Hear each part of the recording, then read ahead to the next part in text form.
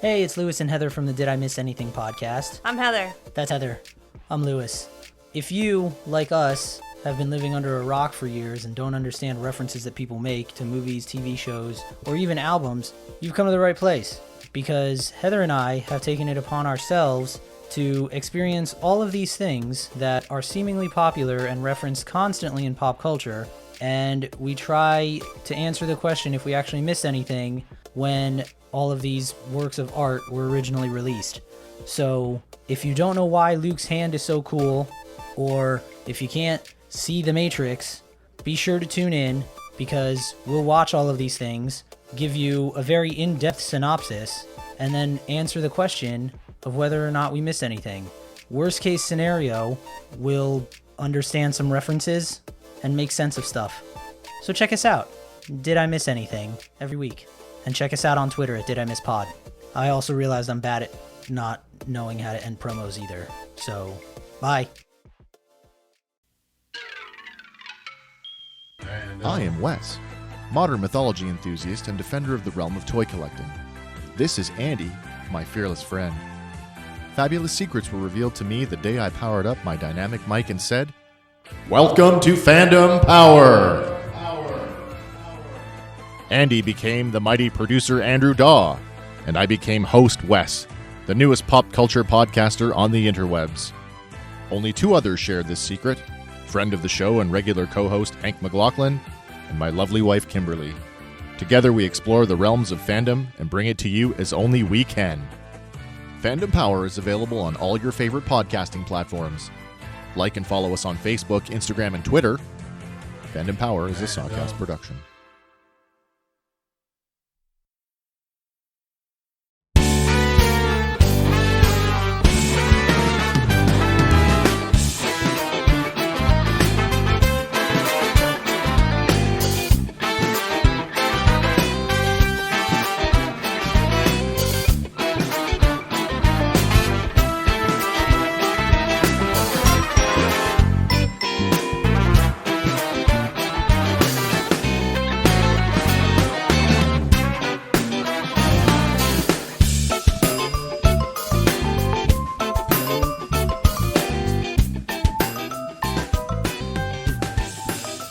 Welcome to the next episode of the Sitcom Archive Deep Dive Overdrive, or SADDO for short.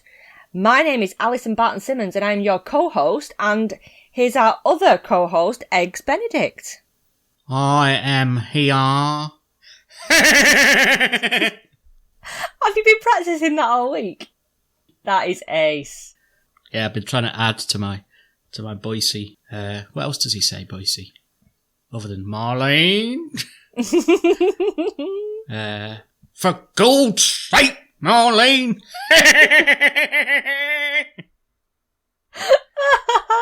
Oh, I can feel the effort. I can feel the effort you've put into that. That's ace. You will never stop me doing that now. Good. That's fine. Absolutely fine. So yes, welcome to the next episode. We're on Series 2, Episode 3 of Faulty Towers. Waldorf Salad is the episode that we're going to deep dive this week. The horrible Mr. Hamilton. Yeah, he's I often find it difficult when someone's American to sort of say what is it that's American about them when you look at them. But he looked ultra American, I thought. Not in a bad way or anything. I just think there was just certain, I don't know whether his features, his mannerisms, his voice, obviously his voice because he's American. It's difficult when you know though, isn't it? I mean, you know this character. But I think if there was a lineup of people, I think you would say that he was the archetypal American-looking person. But that works with you with other people, doesn't it? You can spot a Scouser from 20 paces as well, can't you? I think so. Yeah. I think so, because, I'm just going to Don't get yourself in trouble. It's a very militant city. I'll just say yes. Yes. It is possible. Yeah, I've been watching Stephen Graham things this week. Oh, blimey. Are you okay? Oh, it's left me emotionally drained. Yeah, I watched bloody... No wonder you've got a headache. I know. Blimey. I watched the prison one with Sean Bean, and I watched the one in the nursing home with Jodie Comer as well. And I'm bereft. I bet you are. I needed some light entertainment from Basil Fawlty to perk me up a bit after all that. Bloody hell. Very good, though, both they are. So that's not English, is it? Very good. They both are. They are. Did you enjoy the prison one, the Sean Bean one? Enjoy is the wrong word, isn't it? I don't know. Yes, I did. Yeah. I mean, I watched all three back to back. You know, it's like oh my God. like This Is England, where it's just like, no, I've got to put another one. On. So I watched all three back to back, but yeah, it's just a bit. Hard going, isn't it? Hard going. Yeah, we would struggle to make a light and fun podcast out of those type of shows. Yeah. We imagine we tried to do a light and fun, frivolous podcast on the work of Shane Meadows or something. Oh God. I reckon that like Stephen Graham must just, when he's finished filming, he must just go home and lie on his bed and watch Friends. You know, just something like cosy, like we were talking about last week, where you can just put something on and watch it back to back, just for the cheeriness of it. He probably does now, because I did read an interview with him where he was saying that he lost himself in the character of Combo in This Is England, and he couldn't switch off, and he just sort of felt himself. He wasn't himself. He couldn't get out of character afterwards. I can imagine. Imagine going home like that. That's one of the, of all the characters in all the TV shows and films that I've seen over the years, that is a character that sticks with me, that I can't shake Combo off at all. He just sticks with you, doesn't he? It's that well done. He's obviously such an amazing actor that it's hard to shake, I think. Yes. But let's not dwell on the work of Stephen Graham any longer, even brilliant though he is. I mean, there's probably a lot of Americans listening to like going, who's this guy? But if you think Boardwalk Empire, Al Capone, and many other things, probably, in my opinion, he's probably Britain's best actor, possibly even ever. Yeah. He's fantastic. So look him up when you are not in the mood for something light and fluffy. Yeah. He doesn't tend to do light and fluffy, does he? He doesn't. But back to the podcast. Yes, yeah. Have you got a quiz for us this week, have you, Al? I have got a quiz. We have moved into the second series of Fawlty Towers, which took place 4 years after the first series, and we're now in 1979. So I've got a quiz. I've got a good old 10 questions here to ask you. 10 questions, bloody hell. 10 questions regarding the year 1979. It's just general sort of knowledge quiz. Yep. Lots in there to think about. So do you want to take it? Do you want to have a go? I'll have a go, but I don't hold out much hopes given I was 2. But I think you're okay. Okay. Do you want me to keep a tally of your score? Yeah, you keep a tally. I'm sure that I won't get anywhere near Stephen Hall's 8 out of 10 on Fawlty Towers. Well, let's give it a go. I'm ready. Okay, number 1. Which London Underground line was inaugurated in the year 1979? Was it the Central Line, the Jubilee Line, the Metropolitan Line, or Hammersmith and City? Does Jubilee mean 100 or 50? I think you can have like a Jubilee. You can have like a 25th Jubilee. You can have a 50th Jubilee. Oh, okay. I think. I don't think it's a specific time frame. I don't think. Yeah. Oh, I was trying to think if it was commemorating like the Queen's 50th, but then she wouldn't have been coronated in 1920 anyway, would she? So I'll say, was it what was the last one? The Hammersmith line? Hammersmith and City. Yeah, I'll go for that one. I'm sorry, you're incorrect. You were on the right lines. Ah. It was the Jubilee was in 1977, 25th Jubilee of the Queen. Right. So I'm guessing it was something that was organised then and then built and then it was opened in... Ah, I see. 79, 2 years later. Sorry. Ah, well. Wrong. That's where you think about things too long, because I was on the right line and I convinced myself out of it, didn't I? Here's quite a relevant question. In cricket, which nation won the World Cup in 1979? Was it Canada? Was it the West Indies? Was it New Zealand? Or was it England? Fucking cricket. Oh. Well, you see, you said that's relevant. It could be Canada. Yeah, the major. But I'm thinking sort of along the lines of the major. Oh, right, West Indies then. Yeah. Oh. I was going to say it could be Canada, because the guy who plays Mr. Hamilton's Canadian, isn't he? He is, but no, I was thinking more of the major. Well, thanks for the clue. I probably wouldn't have got it. It's okay. Well, thinking about it, It's okay. Canada aren't known as a great cricketing nation, are they? I don't think I've ever seen the Canadian cricket team. Although I'm not a big fan of cricket, so I wouldn't do. Number 3. In what country was the USA embassy occupied and hostages taken in 1979? Was it Uganda? Was it Burma? Was it Iran? Or was it Libya? Iran. It was Iran. It was Iran. Was that the subject of a movie with Ben Affleck? It was Argo. I've not seen it, but I love that. yeah. I love that film. I really like that film. I'll have to watch it. Yeah, it is good. Number 4. What TV series won the Emmy Award for Outstanding Drama Series for 1978 to 79? Was it The Rockford Files? Was it Lou Grant? Was it Kojak? Or was it Sent Elsewhere? What's the last one? Sent Elsewhere. Sent Elsewhere. Well, I wouldn't have said the Rockford Files, Okay. but I might be wrong. And I only ever refer to the Rockford Files now as rhyming slang for piles, of course. Okay. What was the one? Love Boat? No, Lou Grant. Lou Grant. Or Kojak. Yeah. No, not Kojak. I'll go for that last one. Sent Elsewhere. Yeah. It wasn't, I'm afraid. It was Lou Grant. No, that which would have was been my second one. Damn it. That was a spin-off from the Mary Tyler Moore show. Ah, okay. Sent Elsewhere was weird. It all ended really strangely, where it all turned out to be a dream. Okay, number 5. Which kid-friendly TV network was born in 1979? Nickelodeon. Was it? Yeah. Well done. I just thought I'd save some time. Well done, yes. Did you know that? Or did you I just, did, yeah. Is that the other one that you know? Oh, cool. Which of these, this is number 6, which of these horror movies was a big hit in 1979? Was it The Exorcist, Scream, The Texas Chainsaw Massacre, or The Amityville Horror? It'll either be The Exorcist or The Amityville Horror. Holla. I think I will go for The Exorcist. Oh. Was it the other one? 50-50? It was the other one. Never mind. Do you know, I'm like that guy who's on the quiz machine. He always pretends he knows things by going, well, it's definitely one of them two. And then when you get it wrong, you oh, yeah, it was the other one. Oh, but 50-50, isn't it? It could pay off.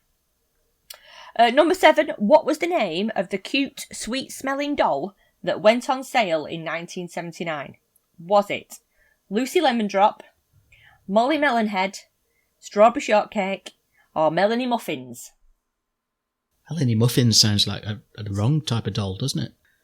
It's that type of thing that Del Boy had in the back of his car that self-inflated. Knockoffs. Yeah. No, I think Melanie Muffins you've made up. Your mischievous sense of humour. Give me the other 3 again.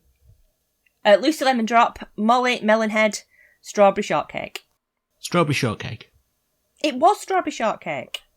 It was. I had one of these, and she had a big hat on, all this like bright red hair that she had on top of her head, and she smelt like strawberries. And one day I got up and I gave my Strawberry Shortcake doll a skinhead, and I cut all her hair off. And then tried to hide it because she had this like massive hat that fitted over her head, and then all the hair fitted inside. Yeah. My mum didn't find out for ages because a little bald head then was inside this massive hat, and she looked no different until you pulled the hat off, and she just had spiky red hair underneath it. I was going to say that it grown back by the time she found out. I prayed it would. Oh no, Mum, she's got alopecia. Oh, I got well done. I got so done. Yeah. That's funny because I had a Melanie Muffins when I was about 25. Did you? No. Did you give her a trim? Oh, the lady garden. Number 8. Yep. Oh, what was the cost of a Sony Walkman in 1979 when it was first introduced? I think it was introduced just before 1979. Was it $150, $300, $200, or $425? US. Yes.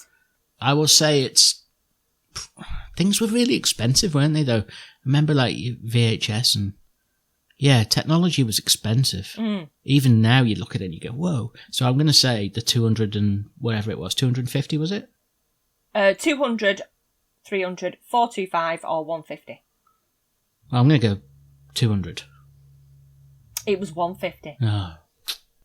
I remember having one of them the first time I had one. And my Auntie Irene was looking at it. She said, what have you got there? I said, a Walkman.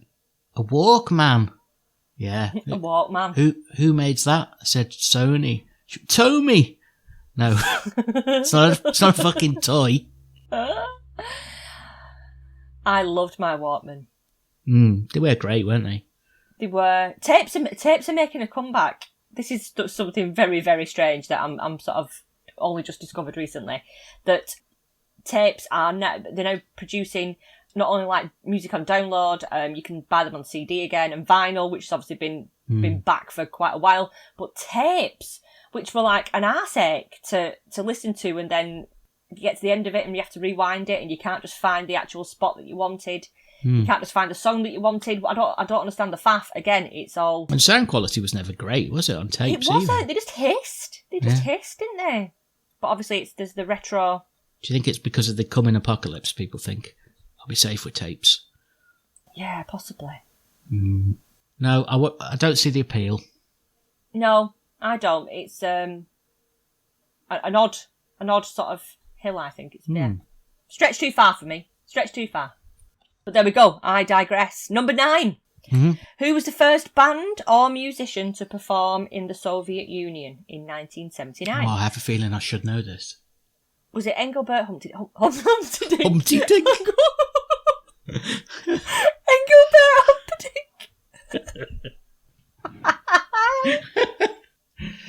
Did he fall off the Eastern Bloc, did he?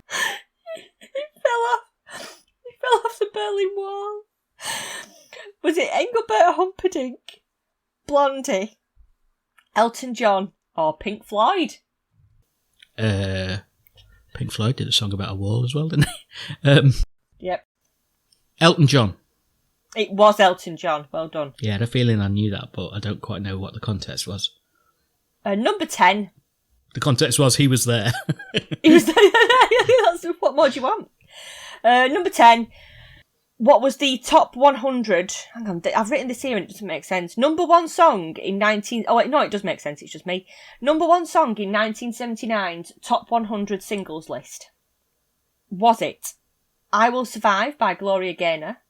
Yep. Was it Bright Eyes by Art Garfunkel? Was it Another Brick in the Wall by Pink Floyd, making another appearance there? Or was it Cool for Cats by Squeeze? I think I'd probably go for I Will Survive, but I don't think that would have been it. I'll go for One Brick in the Wall. It wasn't. It was Bright Eyes. Was it? Yeah. Bright eyes burning like fire. Wasn't that used in the rabbit thing? Watership Down. It was the most depressing film of all time. Richard Bryce was in that, wasn't he? Didn't he do a He voice? was, yes. Yeah. Yes, he did. He did. Right, do you want to know your score? Yeah, I reckon I got 4. Is that right? Let me just tot it up. 1, 2, 3, 4, 5. You got 5. 5 out of 10. Well, that's all right. That's sort of keeping me on track with my usual middling performance. Never too good, never too bad. They're easy if you know the answers. Yeah. Oh, well, thank you for that. That was harder than your 1975 quiz. Was it, do you think? I think it was, mainly by virtue of the fact there were more questions and it made my brain hurt.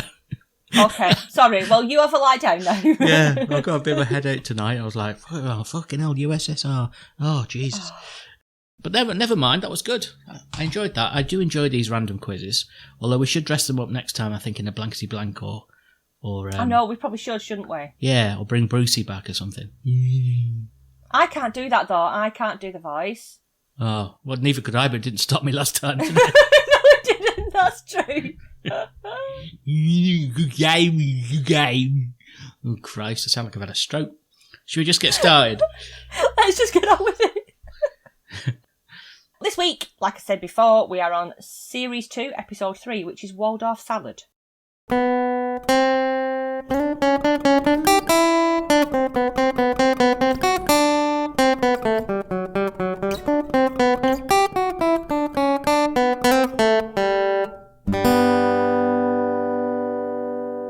So, as usual, we meet Faulty Towers outside the building, and the sign outside has now been rearranged to say Flay Otters. And we're missing 2 W's there, aren't we? It's not a perfect anagram. No. So W's have been robbed, and we've got Flay Otters. And then we're in the dining room, which is very busy. It's very bustly. Lots of stuff going on. This is the 3rd episode in a row where it's been mad hectic at the start, isn't it? Yeah. They're doing well. It must be the height of summer. Faulty and Polly and Manuel are very busy, racing in and out of the kitchen, bringing dishes out. Sybil's just sat chatting with a guest who's in the centre of the room, talking about solitude, which is what she's not giving this guest, who obviously is desperate just to be left alone. Yeah, he's not picking up on the hints, is he? Whittering away in his ear. There's a couple sat in the middle of the dining room, and the wife is insistent that the prawns are off, but she's eaten most of them already. So Basil's trying to argue the toss with her that, well, you've eaten most of them, so why are you giving me the plate back? The guests ask if it can be taken off the bill, and Basil agrees to half, to which the husband of the couple says, well, if she brings up the other half afterwards, can we have the rest of it knocked off the bill when we leave? Yes. Which I think that's quite fair. Yeah, did you spot this guy was the same guy, gin and orange, lemon squash and scotch and water from the first series? The same guy reused again. He is. Terence Connolly, I think his name is, from Touch of Class, yeah. And, of course, Mr. Dalby from The Good Life. Would you have noticed? Yeah. I don't know if I would. I mean, the thing is, because of The Good Life as well, we've now seen him in 3 roles. Yeah. So, probably... I wasn't going to miss him now, but I don't know. It's difficult. I don't know. He was complaining. We'll get to it, I'm sure, but he was complaining later on about not getting his meal in time, and it was sort of reminiscent in his delivery. So maybe I would have done. Yeah, perhaps. He's someone that I would have looked at and thought, you look familiar, but perhaps wouldn't have known exactly where he was from. Other guests sat about the dining room, complaining to each other about different things, like wanting water. The meat being very gristly, but there was 2 women that were sat together who did that very British thing of when the waiter came over, they were sat complaining, ooh, it's gristly, oh, look at this. And then Fawlty comes over, or Manuel comes over and asks how things are. And they say, oh, it's lovely, thank you. They don't actually say how bad the meal is, and they just sit through it and just carry on, rather than make a fuss. But, I mean, everyone in the dining room seems to have some sort of complaint privately, don't they? They're all... The consensus is definitely that the food and the service is terrible, but nobody's speaking up about it. No. One couple asks Manuel for the correct meal. They want a salad, which they've not had, and he doesn't quite understand what's going on. And so they ask Fawlty instead, who then fobs the couple off and then complains about Manuel in front of them. Poor Manuel's like, he's dashing about all over the place. It was quite clever, though, of Basil, because they were complaining and he turned it round and made himself the complainer, the complainee. Yes. And they were like, how did that happen? I thought we were complaining to him. And but he was just moaning that he had to pay Manuel's travel costs to get there from Barcelona, yeah. And Manuel brings another salad, though.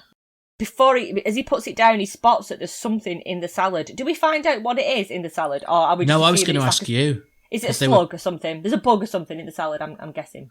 Well, he mimes some sort of flying thing, Manuel, doesn't he? Oh, okay.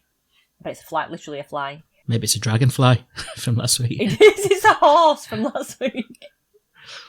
They managed to take the salad away, get the thing out of the salad and put it back, which just makes me feel a bit sick, to be honest, the thought of that. Yeah. The sugar in one of the salt cellars, and the woman's already sprinkled it all over her fish, so there's sugar all over her place, which leads to further confusion.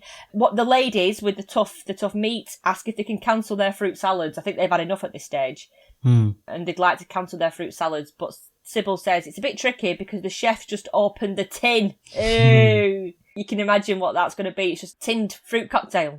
You just leave, wouldn't you? Oh, yeah. And evaporated milk. Ooh. I did like Polly's sass when Basil was saying to her, what do we pay you for? And she said, my staying power. Yes. I like it when she gives a bit back. Yeah. The bell goes in reception, so Fawlty just sort of ditches what's going on in the dining room.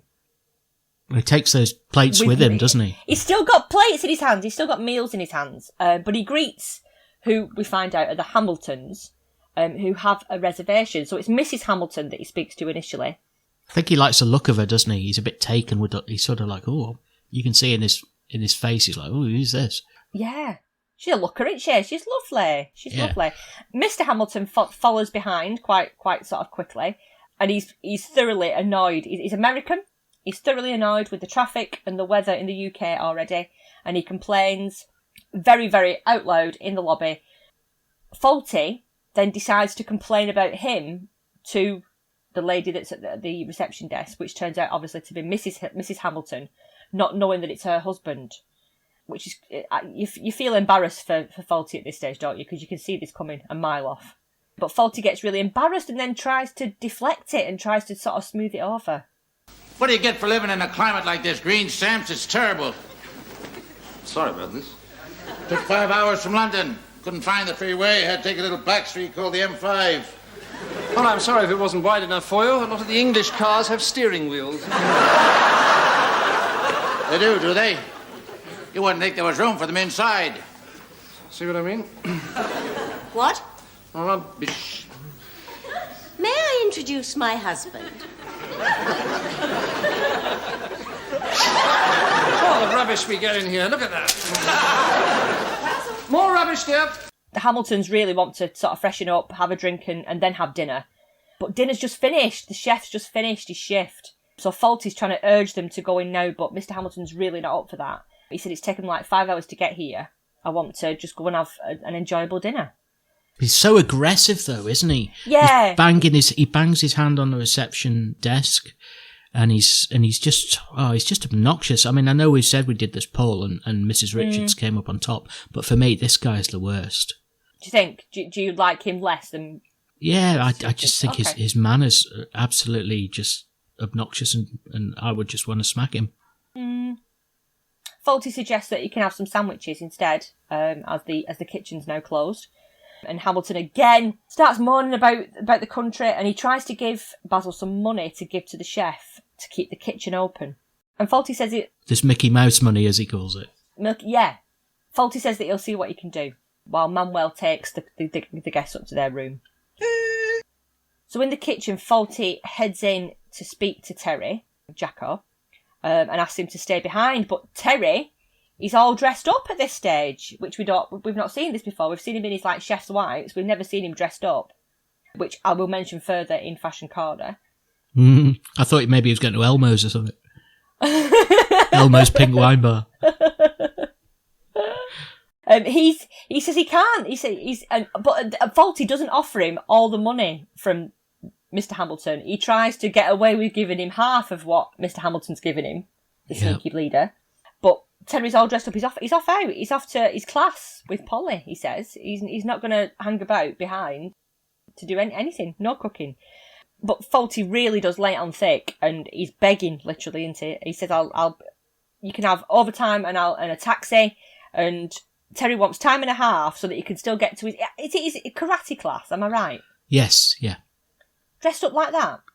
Well, this is why Polly lets the cat out of the bag, that he's actually... She does. It's not karate class at all, is it? He's basically turning the tables on Faulty, and blackmailing him for money, because he could quite easily have blown off his Finnish floozy, as Basil calls it.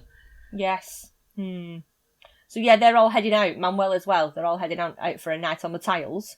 So Faulty takes the money back. He's not interested. Yeah, this is interesting though, but I think it comes back to like jealousy because somebody else is sexually active. Do you know what I mean? Yeah. He's like, oh right, so you're just going out with some woman, right? Well, forget it. I'll do it myself. Forget it then. Yeah, I agree. Yeah. He always seems to that resentment almost, doesn't he?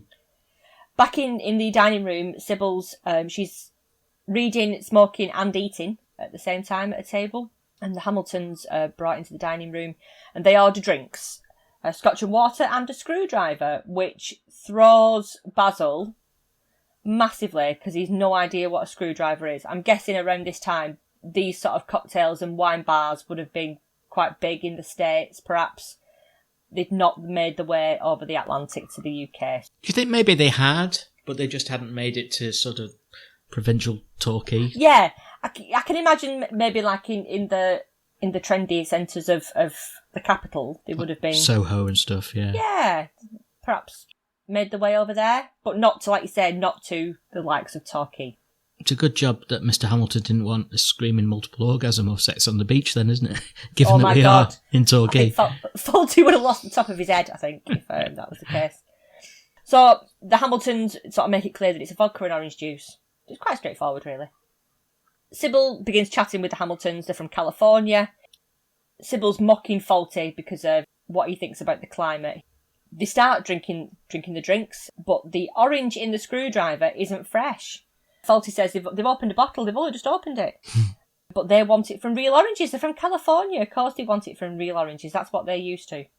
Well, it might be what they're used to, but there's no need to be so rude about it, is there?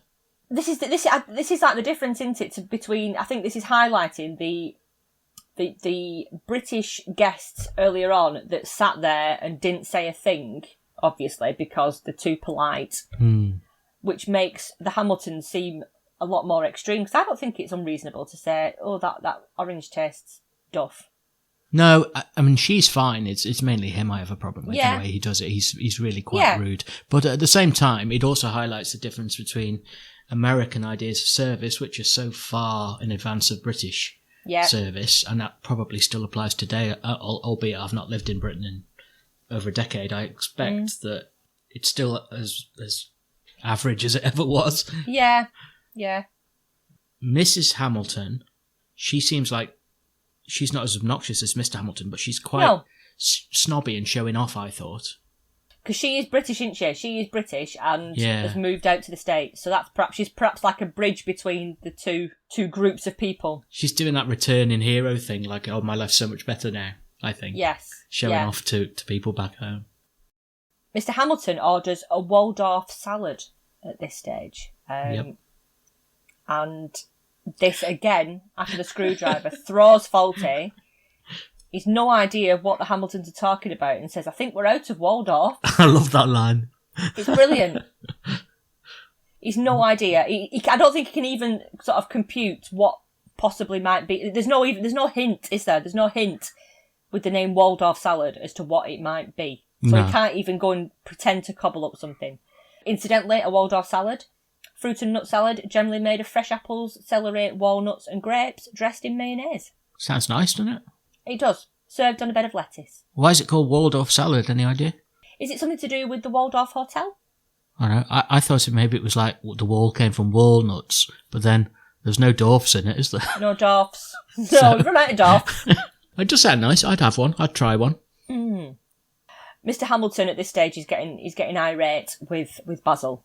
And he gets really loud and angry and gets in his face, but Faulty doesn't seem to rise to it as he has done with previous guests. He seems to take it from Mr. Hamilton as if he sees Mr. Hamilton as being more of a threat, or more of an authoritative threat, perhaps. Yeah, I don't know if it's. Yes, I agree actually, because he actually picks up a knife every time he gets angry. Did you notice? He picks up his knife and turns around and sort of brandishes it every time he gets angry. So why wouldn't you see it as completely over the top and threatening? Yeah, I was about to say maybe it's snobby Basil coming out wanting to ingratiate himself, but it's probably more fear. I don't think it is. No, I think it is fear. I think it is.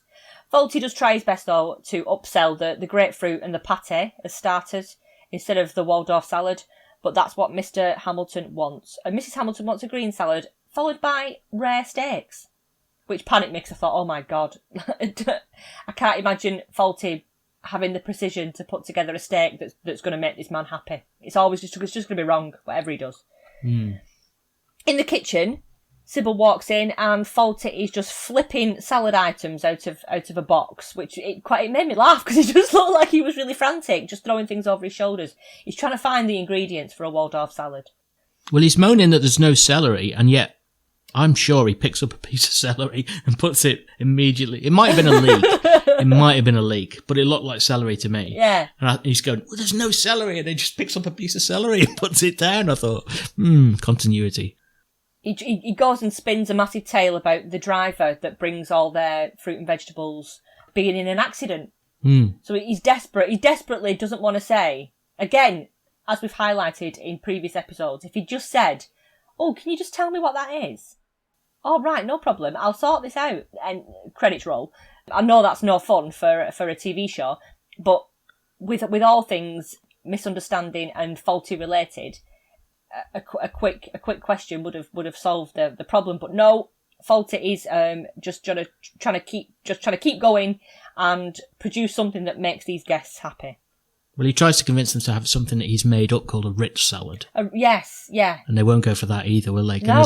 It's just digging and digging, like you say, and doing what he does. And the other thing he always does is overcomplicates things by not allowing Sybil to get involved. Because Sybil just basically says, well, you do the wine and I'll do the foods. And if he'd listened, then we wouldn't have a show. But yeah, as we say every week, you just get frustrated with the guy, don't you? Yeah, when you can see it unfolding in front of your eyes.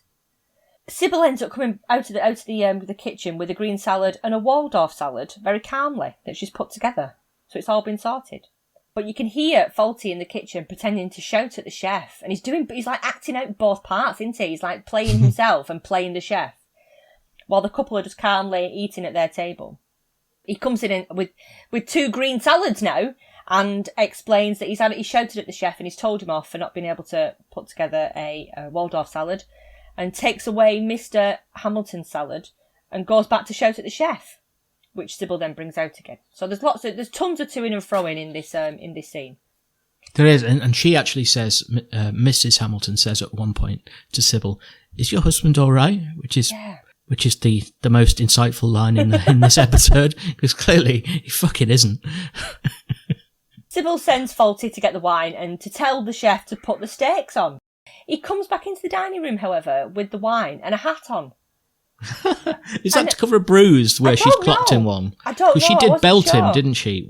She followed him into the kitchen, and then you hear him sort of wince, and she brings back his Waldorf salad. So I think he must have a cut or a bruise or something from Sybil. It's like jauntily put on the front of his head, isn't it? So perhaps. Yeah. Perhaps.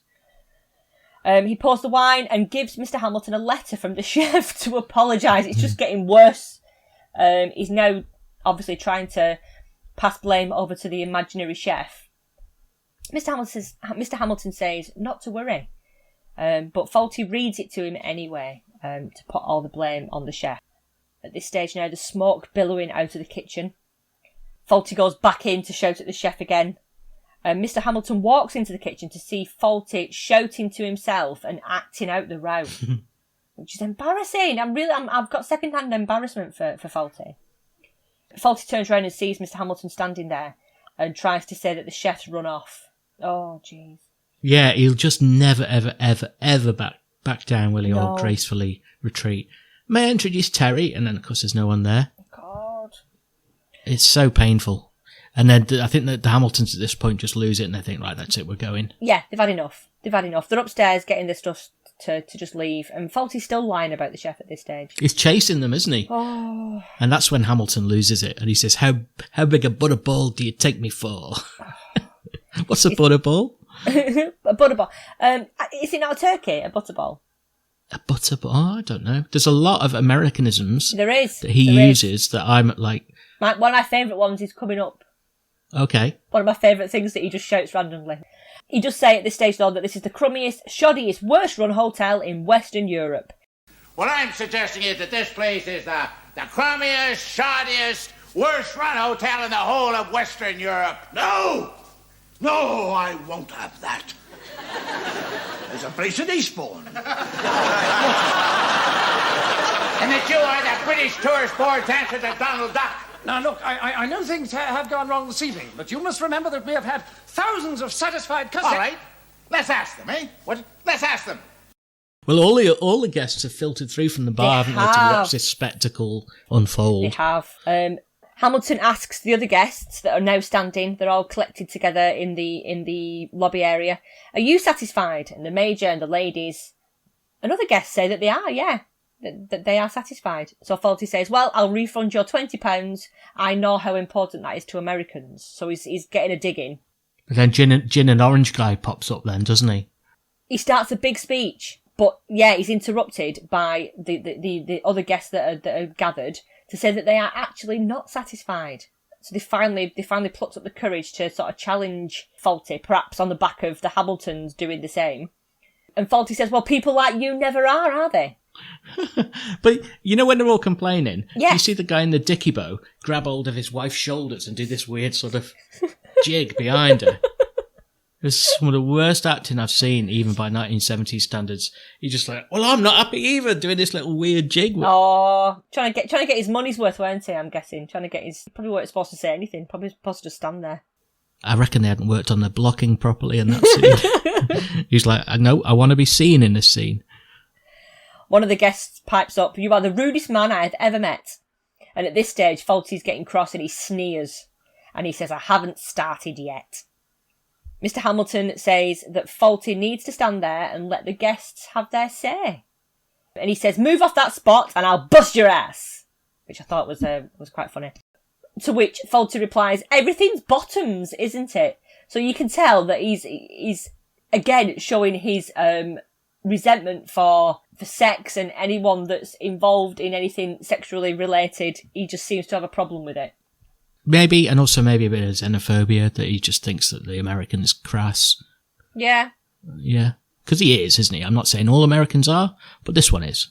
Yeah. He rhymes off all the things that have gone wrong. So the service is bad. He's had to wait for food and it was wrong. They've been fobbed off. Food's bad. To which Mr. Hamilton laughs and then shouts, "Hot dog." Satisfied customers, huh? Hot dog. Yeah, hot dog. He does that thing with his tie, like forces his tie up into his throat. Yeah. And says, satisfied customers, huh? Hot dog. Hot dog. I love it. I loved hot dog. Jumping frog. You vicious bastard! Come on! Oh my God! Faulty loses it now and gives them what for by shouting at them all. He says this is exactly how Nazi Germany started. Oh, Germany again. He's fed up with pandering to the likes of these guests and tells them to pack the bags and get out. And then Sybil says, What are you doing? What are you doing, Faulty? And Faulty says, well, they go or I do. Which you know the answer to this. You know what the result is going to be to this. Not only do we know, he knows. He doesn't even wait. He doesn't even wait for her to... She just like gives him a withering look and he's like, right, change your plan. So he heads outside, says goodbye, tells them all to speak to Sybil with any issues that they've got, and he heads outside. You see him at the front of the hotel in the pouring rain, and I think Mr. Hamilton's on the phone at this stage booking taxis for everyone to go. But Faulty goes back in, obviously realising his not wanting to go out in the rain, and tries to book a room at the hotel, including bed and breakfast, a Waldorf salad, and a screwdriver. That'll show her.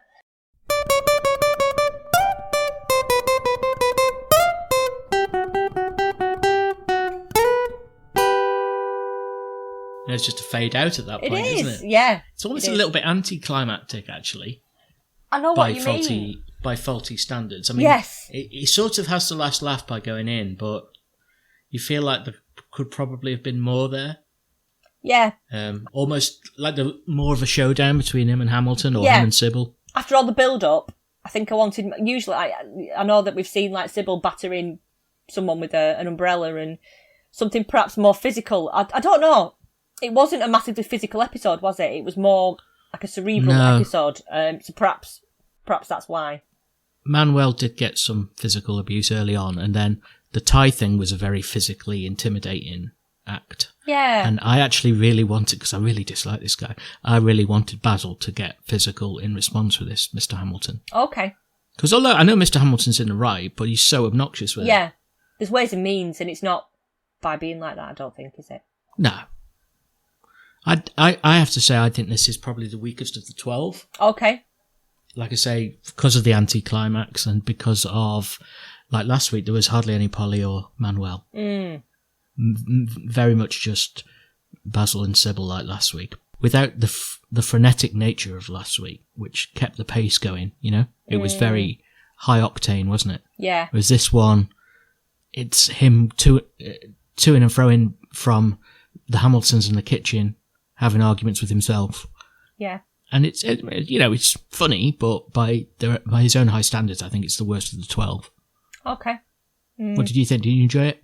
I did. I quite like the sort of change of pace from being physical to something a bit more verbal. It all seemed to, and I quite like the change in Basil's approach to the guests. The way that he almost feels that he can speak to the English guests the way that he does. And when he's faced with someone who I don't know whether he deemed Mr. Hamilton to be more of a challenge, and he just sort of took a step back and didn't fight at first. He just sort of took it, which I thought was quite unusual.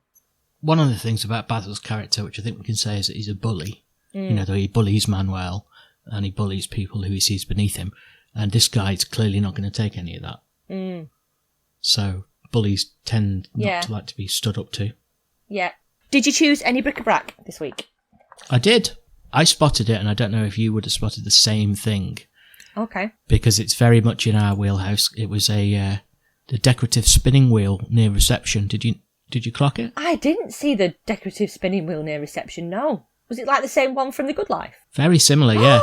If it played music? I wondered if Tom Good had been down there and convinced Sybil to buy it so that he could start using a loom to make his own clothes. Oh.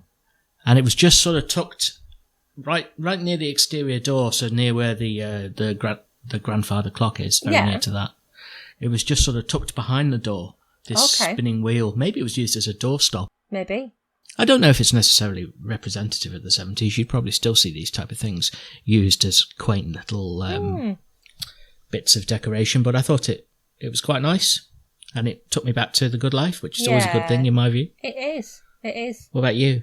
Mine was the screwdriver, just because it's something that you don't really see much anymore. You don't see cocktails now, like you said before, like they're called like Screaming Orgasm or... Yeah, Come On Your Face. Or whatever. Yeah, they are. They seem to get ruder and ruder and ruder, don't they? Yeah. Soapy Titwang. Yeah, Soggy Biscuits. There's nothing ever just straightforward like a screwdriver anymore, which is just literally just vodka and orange. Yeah, although I wouldn't have even known that. I'm such a, what's the word I'm looking for, not Luddite. Such an ignoramus, as that guest would have said. It's a good word. So yeah, when I think about like early invention of like cocktails like that, alcoholic drinks, it does make me think of the 70s and that era.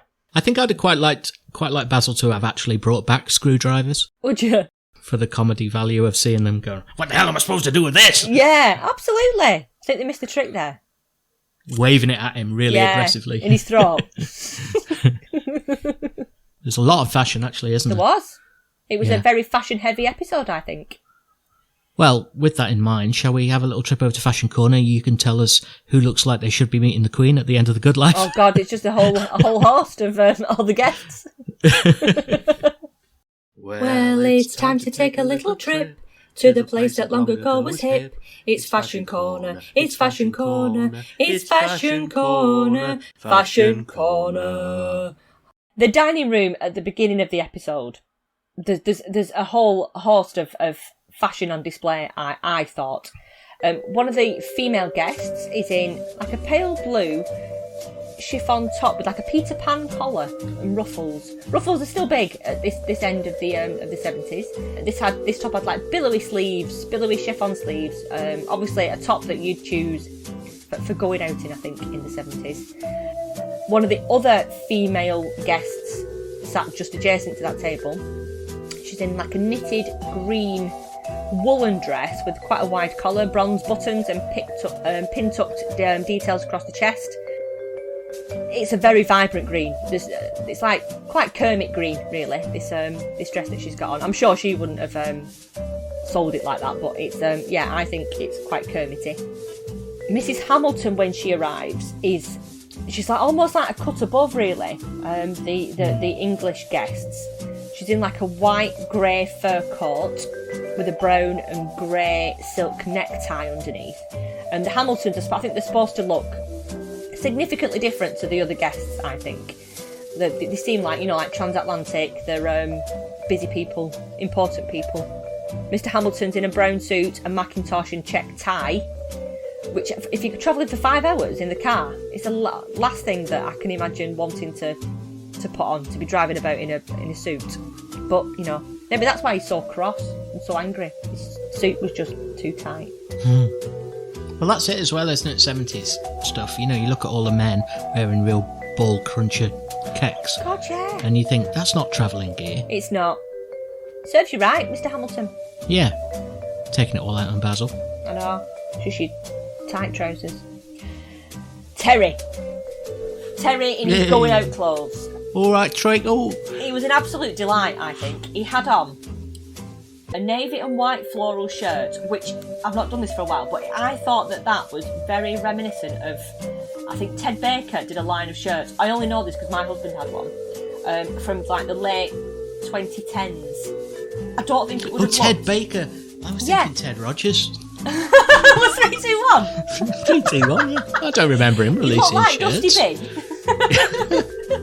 Sorry, I'm showing my ignorance again. This Ted Baker shirt wouldn't have looked, and if you'd have sort of transplanted Terry into a TV show in 2012, I don't think he would have stood out. as being in the wrong place at the wrong time. He had navy trousers on, and his hair as well, in a very mod style, verging on Paul Weller circa 1982. Yeah, that's true. So maybe just ahead of his time by years. And because you see that cut today, there's loads of lads that sort of fans of like Paul Weller and mod and indie music. That haircut is something that you see quite readily today.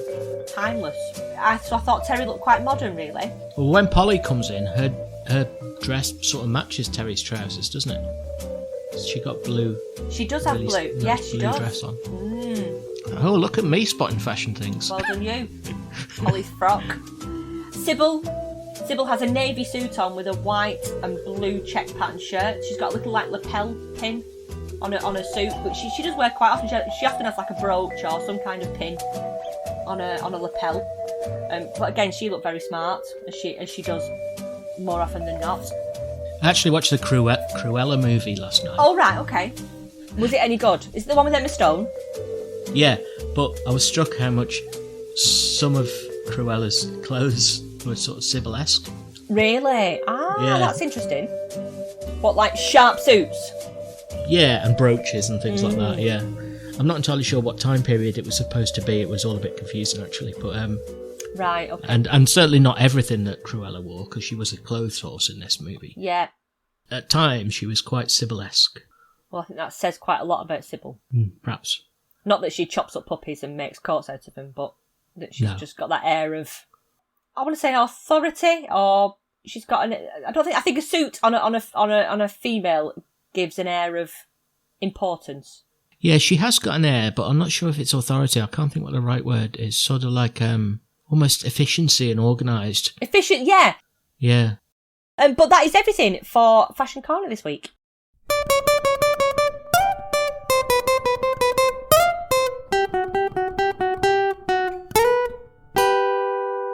A home run, aren't we? We've only got 3 left now.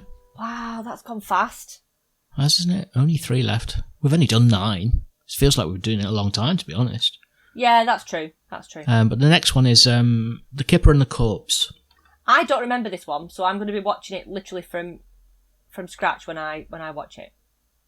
Okay. Yeah, it's a good one. Yeah, okay. It is. I won't tell you, as soon as it's fresh to you, I won't refresh your memory, so it's all new. Yeah.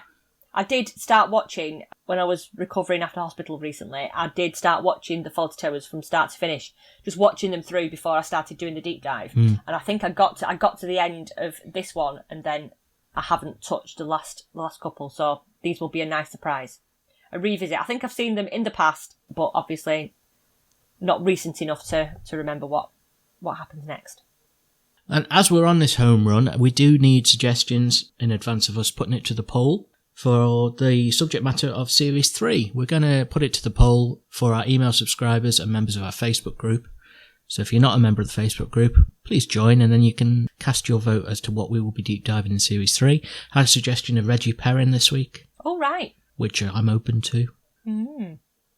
I'm excited. I'm excited about the prospect of whatever, because I think just deep diving it gives you that chance to become a fan. I feel like I've got the potential to find a new old favourite. Unearthed gold that we've never really particularly been our favourites in the past. But when you're forensic, as we've been, with these two shows, some people might argue because we do get things wrong, but when you are, you realise that what goes into them and the clever writing. And exactly. Yeah. And we never sort of profess to be experts, just fans. You can email us at saddopodcast@gmail.com if you have any feedback or suggestions about our next series. Subscribe and leave us a review on iTunes. Or you visit our website, which is at saddo.club, where you can buy us a coffee if you like, to say thanks if you're enjoying the episodes. And you can listen to the episodes if you don't do podcast apps, or watch the original episodes of Fawlty Towers, which, as Al said earlier, we embed in our episode notes page. There's also Twitter and Instagram handles at SADDO Podcast if you want to look us up on there, and we post lots of random and quite interesting stuff to do with Fawlty Towers, The Good Life, and all sorts of other shit. So check us out. We'll see you next week for The Kipper and the Corpse. Good night, God bless, and may your God go with you. Goodbye.